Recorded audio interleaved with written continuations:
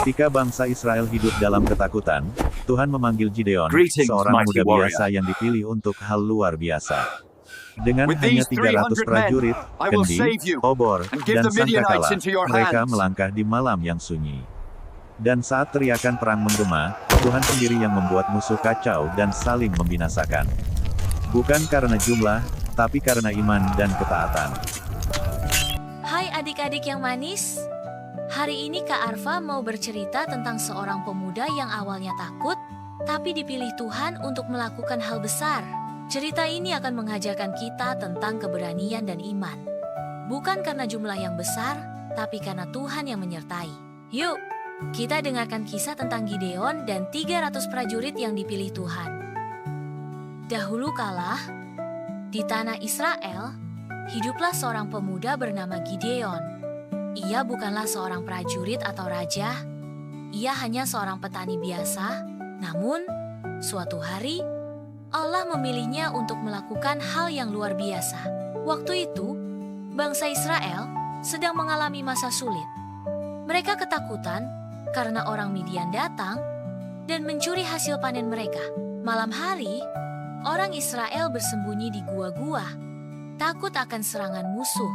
Di tengah kesulitan itu, malaikat Tuhan datang menemui Gideon yang sedang menumbuk gandum diam-diam agar tidak ketahuan orang Midian.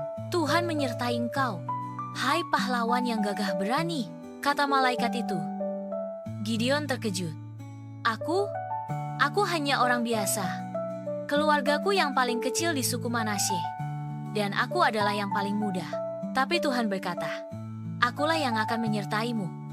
Engkau akan mengalahkan orang Midian seperti mengalahkan satu orang saja. Gideon pun mulai percaya. Tapi untuk yakin sepenuhnya, ia meminta tanda dari Tuhan. Ia meletakkan sehelai bulu domba di tanah dan berkata, Tuhan, jika engkau benar-benar menyuruhku, biarlah embun hanya ada di bulu domba ini, tapi tanah sekitarnya kering. Dan keesokan harinya, benar, bulu dombanya basah oleh embun, sementara tanahnya kering, tapi Gideon masih ragu. Jadi ia minta tanda sekali lagi. Tuhan, kali ini biarlah tanah basah dan bulu dombanya tetap kering. Dan itu pun terjadi. Gideon kini yakin Tuhan benar-benar memilihnya. Gideon lalu memanggil para prajurit Israel. Banyak yang datang. Jumlahnya 22.000 orang. Tapi Tuhan berkata, terlalu banyak. Jika kalian menang, mereka akan berpikir itu karena kekuatan kalian, bukan karena aku. Gideon diminta untuk menyuruh mereka yang takut pulang. Lalu 10.000 orang pulang dan tersisa hanya 10.000. Tapi Tuhan berkata lagi, masih terlalu banyak. Gideon lalu membawa pasukan ke sungai. Tuhan berkata, perhatikan cara mereka minum air. Sebagian dari mereka menunduk dan menjilat air seperti anjing, tapi sebagian lainnya menciduk air dengan tangan dan meminumnya sambil tetap waspada. Tuhan berkata, pisahkan mereka yang menciduk air. Mereka adalah yang terpilih. Ternyata hanya 300 orang yang minum seperti itu. Gideon bingung. 300 melawan ribuan orang Midian? Bagaimana mungkin? Tapi Tuhan menjawab, dengan 300 orang inilah aku akan memberikan kemenangan.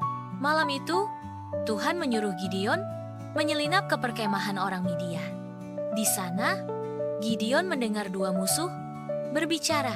Aku bermimpi roti jelai besar datang dan menggulingkan tenda kita, kata satu orang. Itu pasti pedang Gideon. Tuhan menyerahkan kita ke tangannya, jawab temannya. Gideon langsung sujud. Ia yakin Tuhan sudah bekerja. Keesokan harinya, Gideon membagi 300 orang itu menjadi 3 kelompok. Setiap orang diberi terompet, kendi tanah liat, dan obor yang tersembunyi dalam kendi itu. Gideon berkata, lakukan seperti yang kulakukan. Waktu aku meniup terompet, tiuplah juga. Lalu hancurkan kendi dan nyalakan obor. Di malam yang sunyi, saat musuh sedang tertidur lelap, Gideon dan pasukannya mulai bertindak. Mereka meniup terompet sekeras mungkin, memecahkan kendi, dan berseru, pedang Tuhan dan Gideon. Orang Midian panik. Mereka bangun dalam ketakutan. Dalam kegelapan dan kebingungan, mereka saling menyerang satu sama lain. Pasukan Midian melarikan diri. Tuhan memberikan kemenangan besar kepada Israel bukan karena kekuatan, tapi karena iman dan ketaatan. Dan sejak hari itu, Gideon dikenal sebagai pahlawan yang dipakai Tuhan untuk menyelamatkan bangsanya bukan dengan banyak orang, tetapi dengan 300 prajurit pemberani dan iman yang besar. Pesan penutup oleh Kak Arfa. Wah, luar biasa ya adik-adik. Adik-adik, dari kisah ini kita belajar bahwa Tuhan tidak membutuhkan jumlah yang banyak untuk melakukan sesuatu yang besar. Yang Tuhan butuhkan adalah hati yang percaya dan taat. Gideon dan 300 orang yang setia bisa menang bukan karena kekuatan mereka, tetapi karena Tuhan yang berperang bagi mereka. Jadi kalau kalian merasa kecil atau takut, ingatlah bahwa Tuhan sanggup menolong siapa saja yang percaya kepadanya. Kalau adik-adik suka dengan cerita hari ini, jangan lupa untuk klik suka, bagikan ke teman-teman kalian, dan berlangganan supaya tidak ketinggalan cerita Alkitab lainnya. Tulis juga di kolom komentar apa yang kalian pelajari dari kisah Gideon hari ini. Kak Arfa akan membaca, dan senang sekali kalau bisa menyapa kalian di komentar.